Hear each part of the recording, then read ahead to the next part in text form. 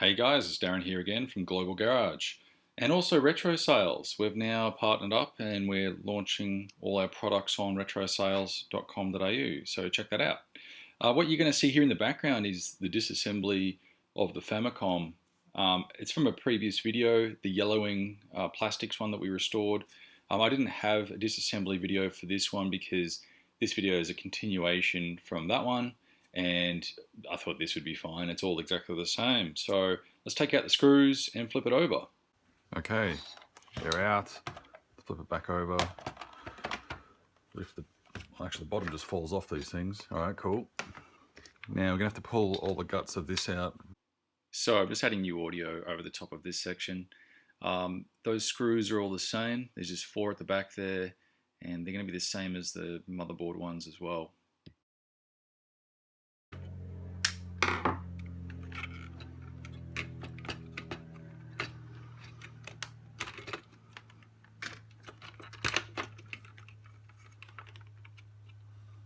So sort of in that position, just so I know how to put that back. It's good to film these. That'll lift up. This needs to come out next. Yep, and the same screws on the cartridge slot and down the bottom of the board there.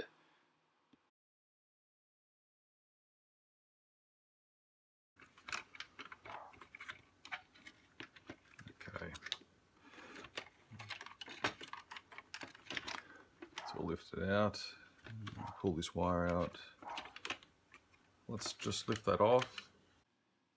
Then go ahead and pull the cartridge eject mechanism off, watch that spring, and then you're going to pop the switch out. So they use the same screws as the motherboard as well, so just put all that aside. And then what I like to do next, guys, is once it's all pulled down, is test out the board just manually on the TV. I've got this plugged in, I've got some power, I've got RF out to the TV, and I've got my game plugged in. So I've already tuned it. So let's just fire him up. So it runs in black and white. That's just because the Japanese NTSC standard isn't quite right in Australia. So this TV is set to NTSC, and I've tuned it manually to, just let me check, I think it was 95. Search and store. I don't really do too much manual tuning anymore. Yeah, 95.75 for channel 1 on the back of the Famicom. There's a little switch, channel 1 and 2, I think. So 95.75, and the standard I set down there to NTSC, and that all seems to sort of work. There's no sound, so I think the spectrum's not quite right to bring the audio channel through, and yeah, we're getting black and white, but the main thing is it's all working. All right, so let's put this back on the bench and continue the mods. I've got the controllers unplugged as well, the whole lot, just strip it right down. So what we're going to do is work with the PPU here. This is the PPU, and this is what is our outputs video. I think it actually comes off that pin there. And we're going to remove this transistor and sort of mount it back in here and just keep really short wires and build our circuit, and hopefully we get some composite video out of this thing. There's not much room to work with. Like, we've got to keep that top layer there quite flush because the cartridge eject mechanism slides in and out of here, and it actually gets underneath the cartridge. So we can't really build too much here, maybe in these gaps or maybe underneath. So that's the sort of goal. If you look really closely down the side under this, it's probably going to be a bit hard to see. 2CO2, so yeah, PPU 2CO2. This is an early revision. This board is HVC CPU-05 from 83, so I think this O2 chip is quite old, and most of them out there will have an O3 chip, but I don't think it really makes any difference. It's all sort of the same outcome. Let's just crack on. First thing we need to do is remove the transistor, and then we need to lift the leg, pin 21. So we got to count the pins. We start over here on pin 1. These are the dot here, or the indent, always represents pin 1 on the bottom. So 1, 2, 3, 4, 5, 15, 16, 17, 18, 19, 20, 21. So 20 and 21 are at the end here, transistors there. So that's what we're going to be working with. So let's get on with that. I'll turn on the soldering iron and we'll take out some parts. So let's go ahead and I flipped the board over. So just taking note where the 3 pins of that transistor are. They're right there. Actually says video there, which is interesting. So let's get our soldering iron, get our solder wick, and we're going to be working with these 3 pins here. 1, 2, 3. So let's go ahead and just melt them, and then take the solder off them. You probably don't want to put too much heat on these things, but a little bit's okay. So with your solder wick and braid, just go ahead and just keep working on that slowly until you get all the solder off. I'll just zoom in for you now so you can see what I've done.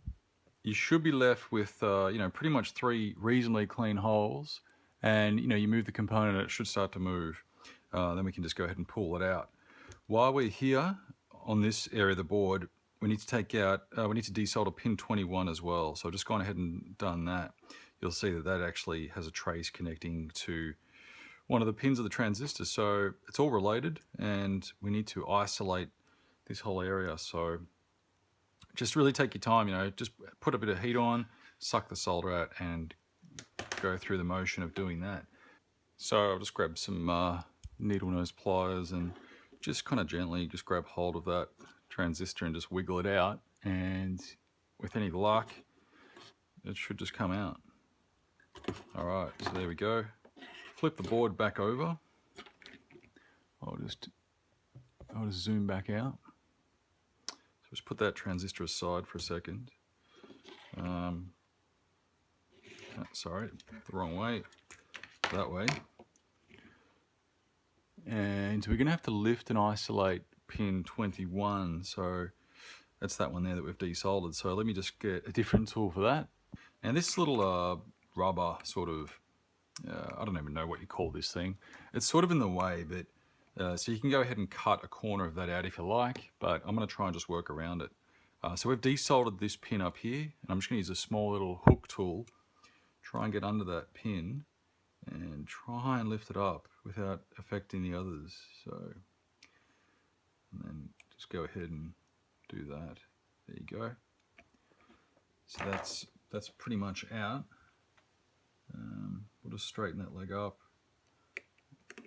and then we can use him for something else. All right.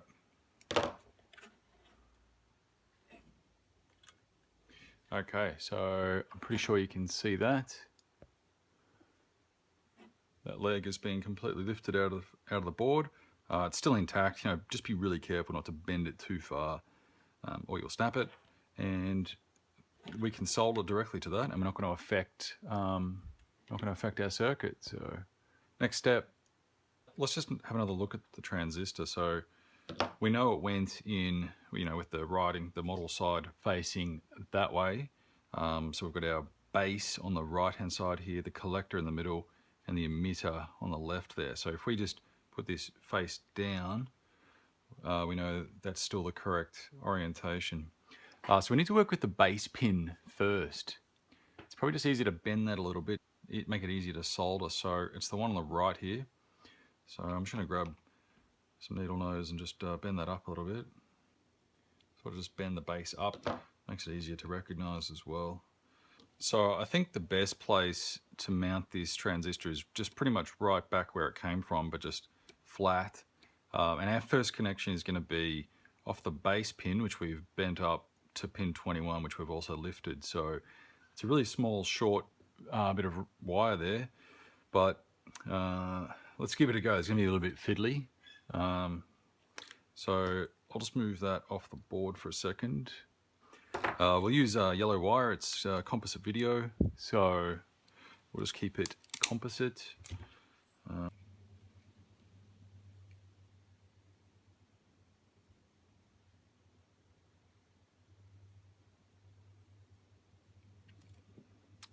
All right.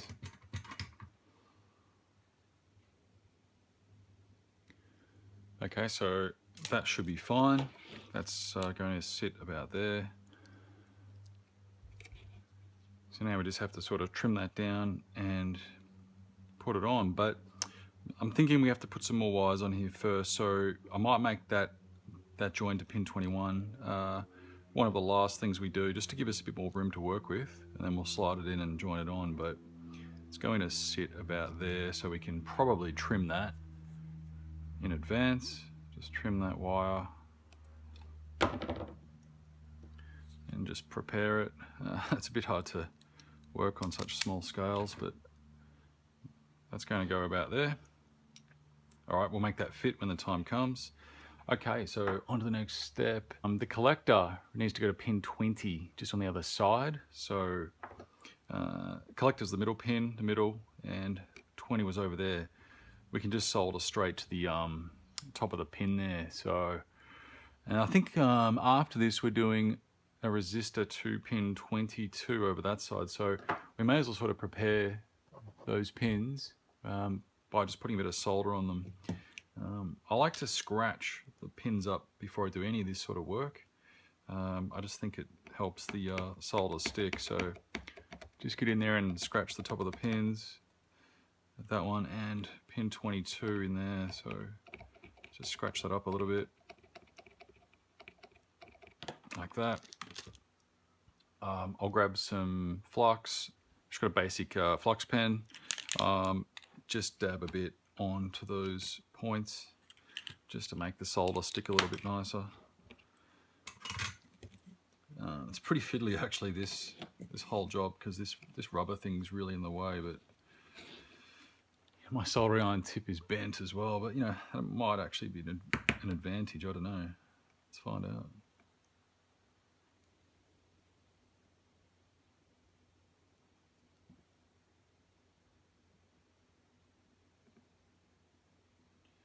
Okay, that one's pretty good. This one over here, it's a bit harder.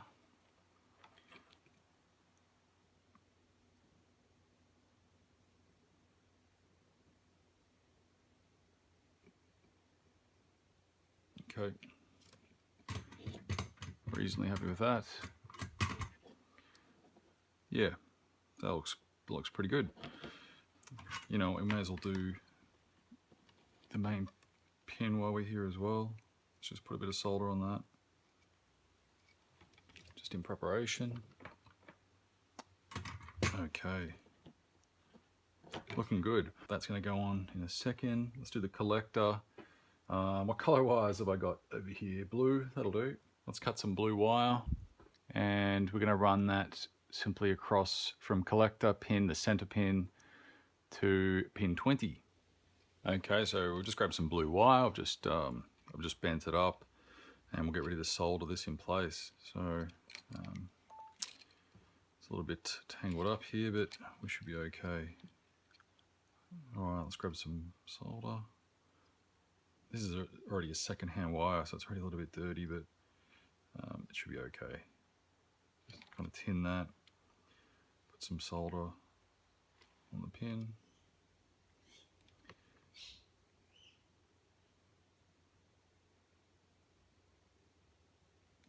Yeah, it's a little bit crooked, but I'll straighten that in a second. Right. Should be taut. All right. So that's how I imagine that to go. That's going to sit there, and this blue one will just wrap around to there. So our distance is going to be around about there. So let's just cut that off.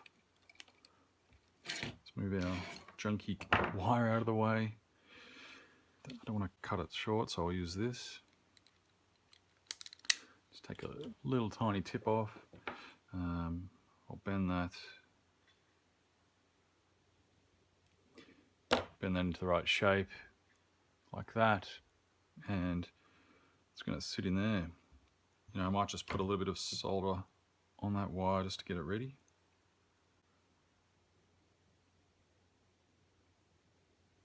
Okay, so next up is to run some resistors just around to these pins. So we have to ultimately we have to run 150 ohms off pin 22, which is a 5-volt feed. You can take the 5-volt feed from wherever you want. I'm going to take it from there. I'm going to run it down around the back here into a 100 ohm resistor and then into the emitter. And in the middle of these two resistors, like where they're going to join, that's where we take our composite video feed via a capacitor. So first thing you want to do is just, you've got two resistors, one's a 150, one's a 100. Just measure them and work out which one's which. So that one's my 150, that one's my 100. Yep. And just put them in that position, 100 on the left. And I would just go ahead and solder them together. So just pick them up to begin with and just twist them together. Just don't lose track of which way they go. You know what, it doesn't really matter which way these guys go. All they're doing is sort of doing a little voltage divide in between. So let's just solder them together. We'll add a capacitor to that in a minute, but let's get it in place first. Trim that off. Okay, so I've soldered that up. It's looking like a little spider's little mess at the moment, but that pin will go there, that'll go there. That's our composite video output, that pin there, which we'll run a wire off, and we'll just bend these resistors around now and we'll join up to pin 22. That can sit about there. It's going to be around about there. So let's solder the whole thing in. So hope you understand how that all goes together, sort of like that. And this pin will just come around and solder in.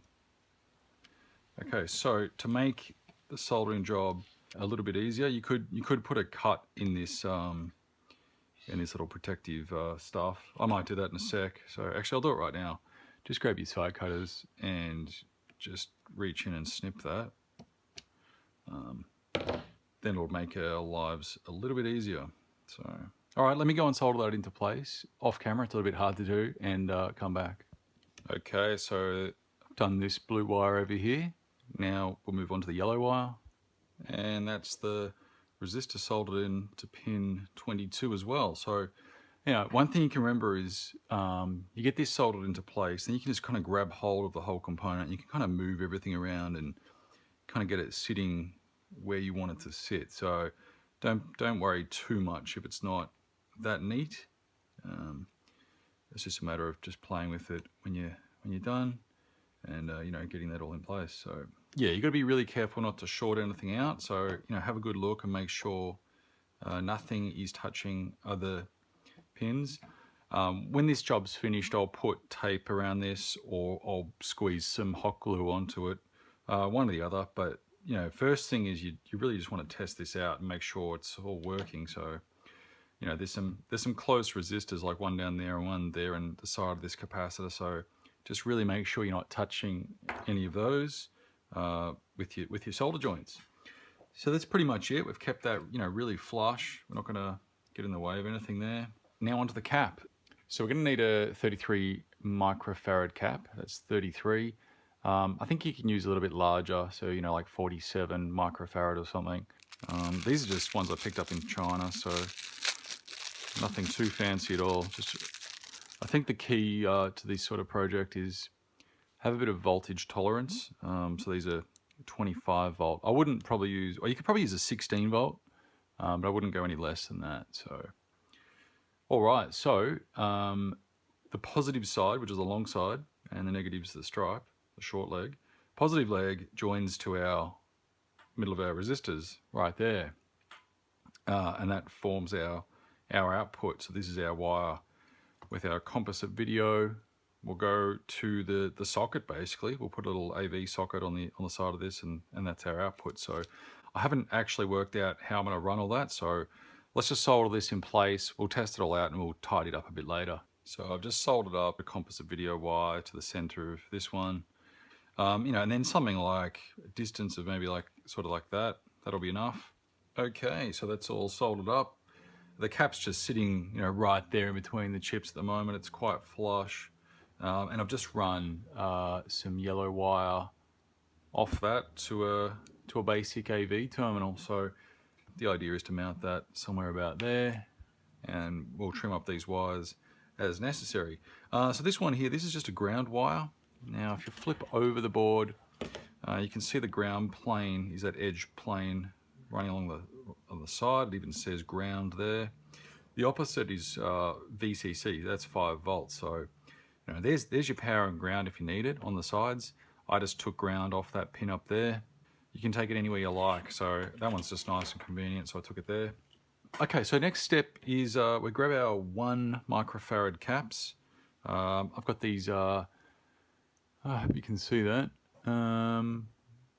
Yeah, there we go, 1 microfarad, they're 50 volts, which is huge, but that's fine. Bigger is safer. Well, you're probably meant to use ceramic caps because they're small, those little, this style of one. You're probably meant to use that style of cap, but I don't have them today, so I'll give the standard ones a go. You need to solder this cap between pin 20 and 22 of the PPU. So basically that pin there and that one over there where the resistor is, we need to join them with a cap as well. You can do it on the top side, but there's nowhere to physically put the cap, so we'll do it on the underside. And then we have to do another 1 microfarad cap, and we do that between pin 40 and ground on the CPU. So that's going to be up over this end. So we'll flip it over, we'll do one at a time. Let's have a look.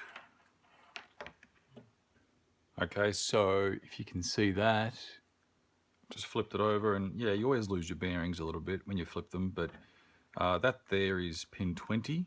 That has the blue wire going to it on that end, so we flip that back over. So we've got to take it from that one there and across to that one there, which is 22. That's the one we lifted, that's pin 21 we lifted. So this is 22. So there to there. So let me just go ahead and do that, and I'll show you what that looks like. Okay, so that's the first one done. I've just put the negative side to pin 20 and the positive to pin 22. You are meant to use ceramic, so I think that's the correct polarity for these electrolytics. We'll find out. So that's the first one done. Okay, so the second one's all done as well.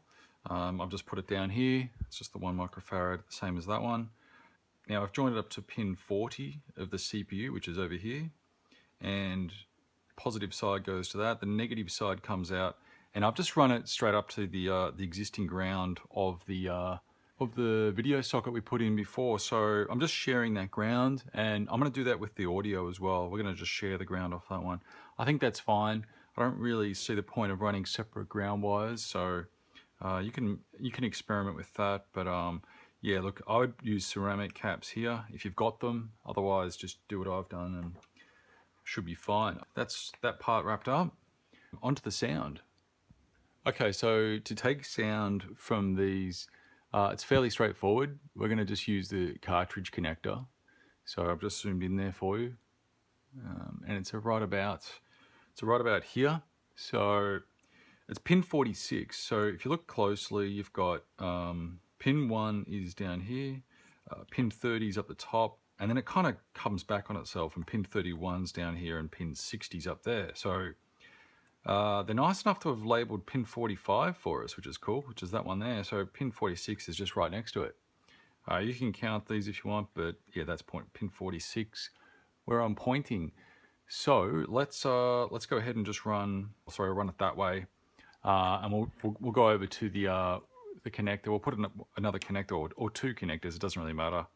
Join them both together because it's only mono sound. So or maybe a red and white connector. We'll join the centers together off this pin, and we'll join the grounds together, and we'll join the ground up over to here. So that's what I'm going to build. I'll do that and come back in a second. That's pretty much done. I've run the audio off pin 46, this white lead, and I'm running it up to the RCA connectors. Something I forgot to mention earlier, which is really bad, was you need a 220 microfarad cap for the audio. Mine's a 220 microfarad and 16 volt. So you run the positive side here on the pin 46 output, and the negative side goes straight to the terminal, and I've just bridged it across to run 2 audio outputs. So, you know, this is mono audio really. There's no stereo whatsoever. So we're just tricking it. We're basically just saying, you know, this is the main mono connector, but, you know, just give me 2 instead. So we run them in parallel.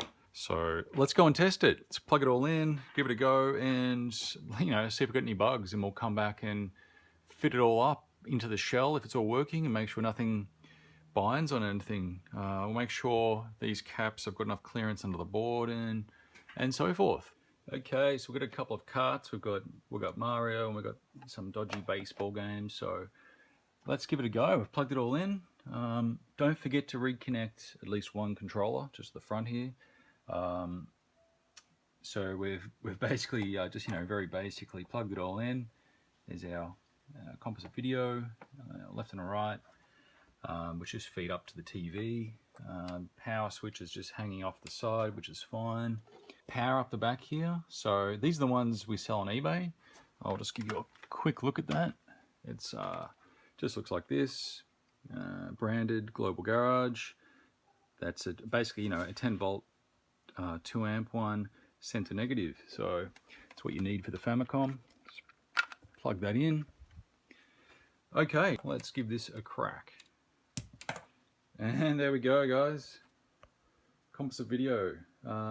It's a bit hard to film the TV, so the stripes you're kind of seeing there aren't on the screen. It looks really good, actually. All right, let's fire it up. See if we've got sound. And we do. All works. There we go, nice and responsive. Well, I've only got one hand to play it, so I'm not really sure what I can do. Let's see if I can get the mushroom. Where is it? Here. No, next door. There it is. Alright, so I'm happy with that. That looks really good, actually. Full screen, so it's, you know, it's still NTSC, but we're getting it displaying really nice. Alright, so that's it, guys. Let's put this back in its case, and we'll tidy it all up. We might have to trim the wires here a little bit. We'll mount the connectors, and physical tidy up to finish off the project.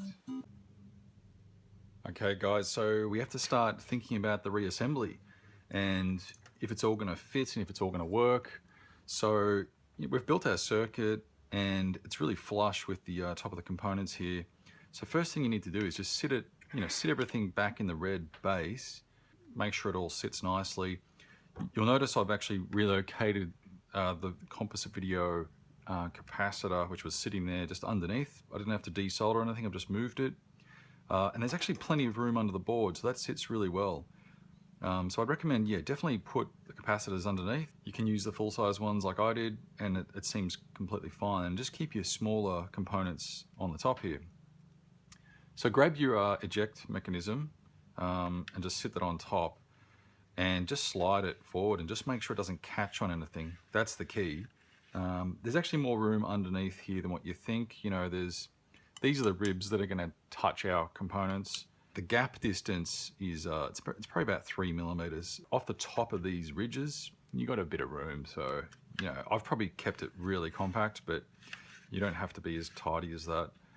You know, and what this does is, as the cartridge is sitting in the slot, you push this forward, and it's going to lift it out. So that's what that does.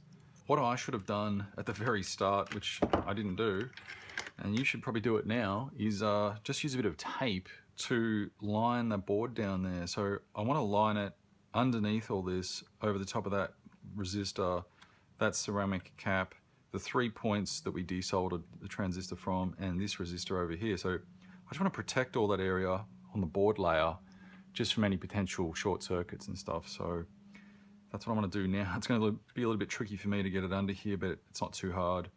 And then we'll put another layer of tape over the top and kind of maybe fold it under or something just to really finish that off.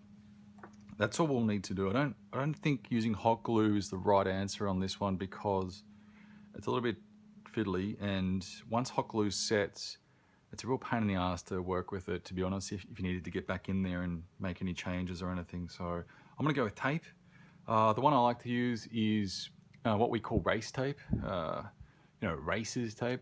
One of my other hobbies is cars, and I take this to the racetrack all the time. I got heaps of this stuff. So I race an old R32 Skyline GTR with about 500 horsepower. I try to steer that around a racetrack, and it's a lot of fun. But you know, one thing you always want to take to the track is some tape and cable ties and just things to get yourself out of trouble. And this stuff's the best. So recommend using this. The benefits are it's really strong, really sticky, and you can basically just tear it in a straight line just without much effort. So, you know, I'm gonna use this stuff. You can use something similar, but yeah, just pick yourself up some of this. You can probably get it from a hardware store. It's probably labeled material tape or duct tape or something, but just avoid the silver stuff and make sure it's got the kind of like the fabric little perforated holes in it. I find that really good. So that piece I've tore off will be fine. I'll just kind of cut that to size and weave it in. I'll show you the finished results in a second. Right, so I've just put this bit of tape in. That was actually really easy. You know, this whole lot just lifts up, just placed it in, and that's all good. Let me just put another one over the top and we're done. Okay, so while I was at it and I got the tape out, I thought I'd put some underneath the board as well. So just run one under that cap there, just a bit under that cap, and I've just taped out the legs of this one. So that's as far as I'm going to go there. I'll probably just trim this edge of the tape off just to neaten that up. But otherwise, there you go. Otherwise, it's all pretty much done. So you just really want to stop any contact. So, and that's the finished product. So I just put a bit of tape across the top, and that folded underneath the edge, so it all fits in there nicely, and it all still operates without a catch. So no pun intended. All right. Okay, let's put this back together properly and start the case mods on the side here for the RCAs. Right. So with that all done, let's start the reassembly. So let's flip it over and put in our switches. So just the square one on that side, and the power switch on this side. Now I think the power stripe here goes to the front, so put it there. And the way the switch works, I think the switch actually sits. Yeah, the switch actually sits in that way there. The cable wraps around there. So as we flick it up, we're sliding it up, we expose that bright red color to show it's powered on. You know, optionally right now you could put an LED on the side of this plastic switch, just a small, you know, 3mm one, I think they are. You can just grab the power off the board and just incorporate it into the switch and get yourself a little switched little LED. You know, you probably just want to use a 100 ohm resistor on the 5-volt line feeding that resistor just to make it a little bit safe so it doesn't blow. And then you're good to go. You'd have a little switched LED. So it's an optional mod you could do. I'm just going to put it back together today, though I don't really need to do that one. So let's chuck the eject slider back in. Sits that way, just like that. And we'll put the spring on. I think it's easier to put the spring on first. Yeah. Put the spring on. There we go. Yeah, just like that. Put your slider in place. That all slides, and then let's screw our switch back into place. So it only goes one way. You'll see these little posts there to tell you which way it goes. So through that, just leave the switch in the off position. We'll put this back in. It's just two of the standard screws. They're all fairly the same in this whole model, so nothing really to worry about there. Just a few differences, but nothing really too much to worry about. So quickly chuck them in.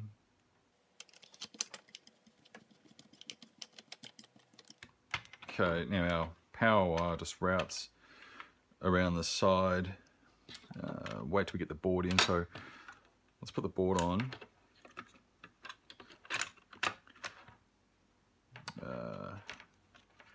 We'll have to tie up these RCAs in a minute. I think that can just run underneath there. It's all pretty good. Just pick it up and just make sure the eject mechanism still slides and doesn't get caught. and then we're pretty right to go. I'm just going to put 2 screws in here just to hold the board down, and we'll do the same for the power board at the rear. Then we'll get on to the RCAs.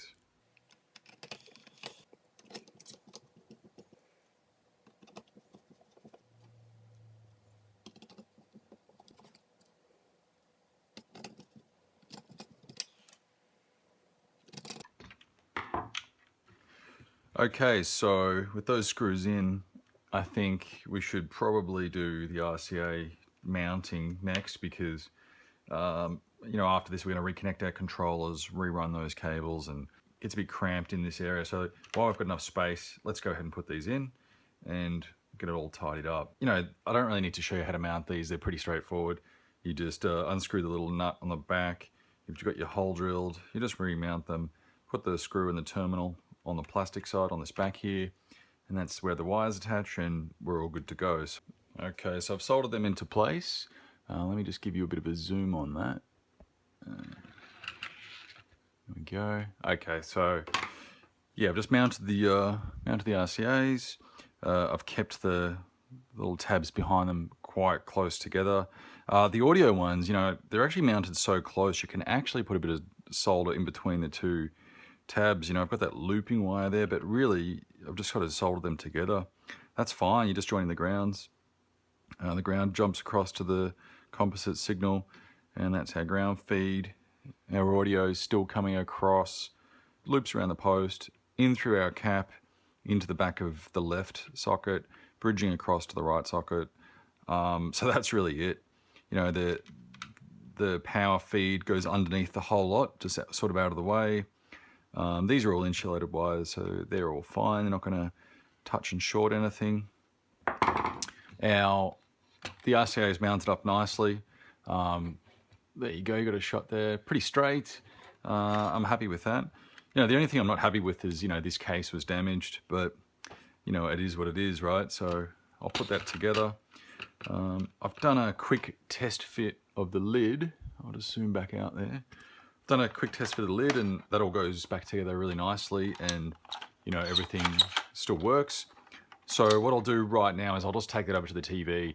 I'll just make sure that it still functions as we intended it to, and then basically we'll plug the controllers back into the board, run them back out the back, and screw it all together.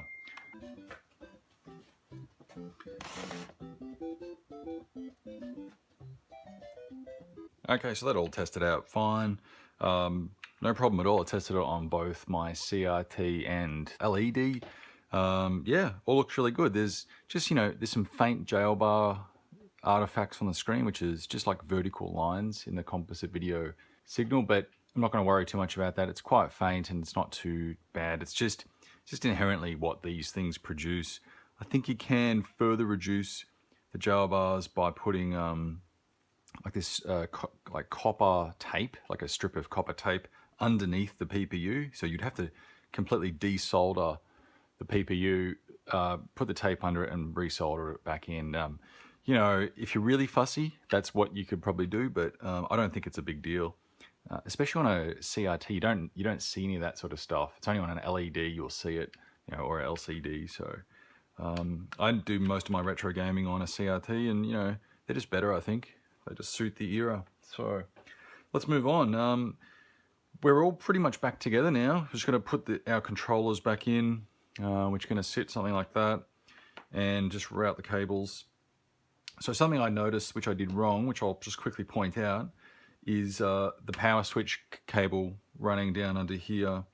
I had it running through this top groove up here, and that's actually reserved for the controller. So it should actually go through here just on the edge here. So just run it behind that post underneath the board support there, and just around the back, pretty much the same way. So I just backed that screw off just a couple of turns and slipped it underneath. Sort of just kind of to the side of it, and then that one just runs around there. So you might need to do that as well.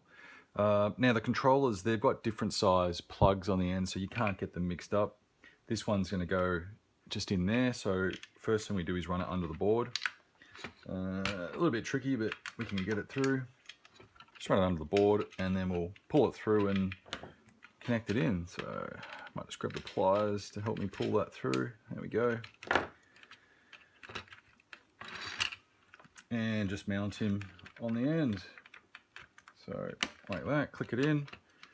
The top, or probably, actually no, sorry, around the post. I think it went around the post originally, and then through the back here. So get one of our old little rubber grommet things, refit that, and put it all in place. Cable comes off the channel here, underneath, around the back post, back over itself, out through the grommet.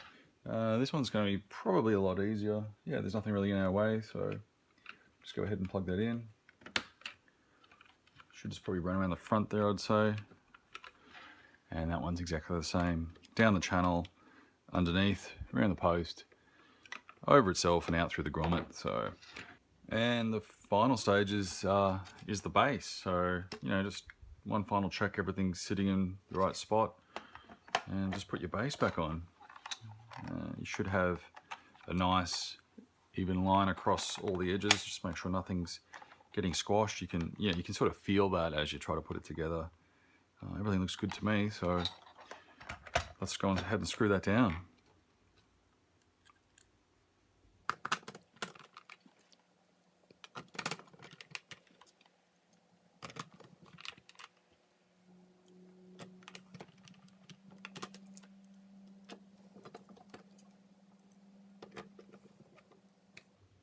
Okay, so that's all done. Pretty much all back together. So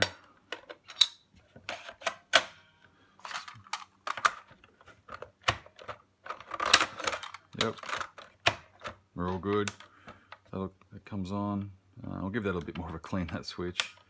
Reset, and our AVs. So yeah, no, it is a bit of a shame about the corner of this guy, but that's fine. This is actually a customer's Famicom, so I went through the process of whitening up the yellow plastics in a previous video. I've done the AV mod, mounted it all up, and that's all ready to go. So I'm going to return that to the customer, and I think he'll be really happy with it. Okay, so here we are. Let's power this guy up. We've got our RCAs on, we're all powered, and there we go on the CRT. So I'll just skip into it, and we're good to go. Very cool. So yeah, look, that stripe you can see, it's just the way I'm filming this on the camera. So don't worry about that. But yeah, look, it's really good. You know, full screen. Yeah, it's 4:3, obviously. 60 Hertz NTSC. It's just coming up great. It sounds good, nice and clear, and yeah, look, I'm really happy with that. I won't play too much of it here. It's a bit hard with one hand, but something else that's kind of cool. You know, just obviously check out your controller one, make sure it all works. You could open this up and clean all the contacts if they were a little bit unresponsive. But what's really cool is controller 2, you know, 2 in the corner there. It actually has a microphone, and if you sort of turn the volume up on that, you can hear it on the TV. You know, hello, testing. It actually comes through on the TV, and what that mic's for is some games actually have voice input, and I know Zelda does. So the original Zelda on the Famicom, in some levels you can actually kind of speak and make voice sort of commands, and you can attack and kill enemies. So that's really cool. But yeah, I thought it was a little bit of a good feature for back in the day. So all right, we're all done. You know, I'm really happy with the way the cables sit. Everything's spaced out nicely, and that's it for this mod, guys. So enjoy yours, do the mod, and have fun with it. Okay, I'll see you next time.